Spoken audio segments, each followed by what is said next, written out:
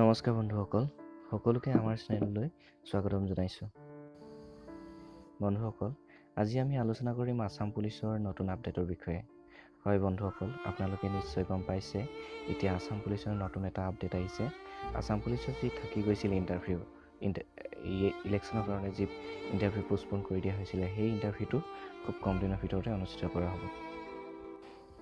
গতিকে সম্পূৰ্ণ ভিডিঅ'টো স্কিপ নকৰি চাব বুলি মই আশা ৰাখিছোঁ। মই ইয়াৰ লিংক ডিছক্ৰিপশ্যনত দি দিছোঁ, আপোনালোকে ডিছক্ৰিপশ্যনত গৈ লিংকত ক্লিক কৰিব।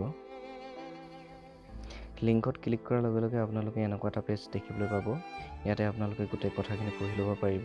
যি ৬,৬৬২টা পোষ্টৰ কাৰণে যিসকল কেণ্ডিডেটে ফৰ্ম ফিল আপ কৰিছিলে তেওঁলোকৰ এক্সামৰ বিষয়ে ইয়াত এটা নতুন আপডেট দিয়া আছে।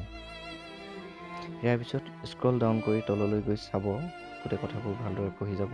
ইয়াত লিখা আছে name of the post constable ABUB, তাৰপৰা নম অফ পোষ্ট ৬,৬৬২টা, কনষ্টেবল UBত কিমান আছে চাওক ২৩৯১টা পোষ্ট, আৰু ABত আছে ৪,২৭১টা পোষ্ট। ইয়াৰ পিছতে এক্সাম বৰ্ডৰ বিষয়ে লিখা আছে state level police recruitment board Assam, আৰু ইয়াত name of organisation Assam police লিখা আছে। ইয়াতে গোটেই কথাবোৰ আপোনালোকে ভালদৰে পঢ়ি ল'ব। এয়া হ'ল তৃতীয় পৰ্যায়ৰ পৰীক্ষা।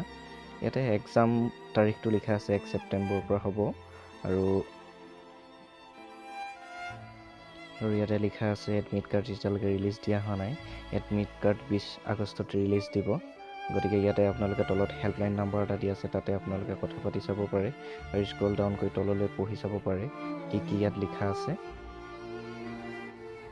আৰু এই গোটেই কথাবোৰ আপোনালোকে ভালদৰে পঢ়াৰ পিছত ইয়াত তলত গৈ আপোনালোকে কমেণ্টটো দিব পাৰে।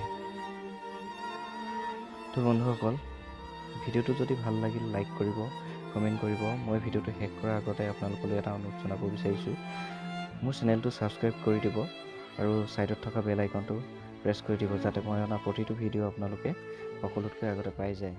ধন্যবাদ।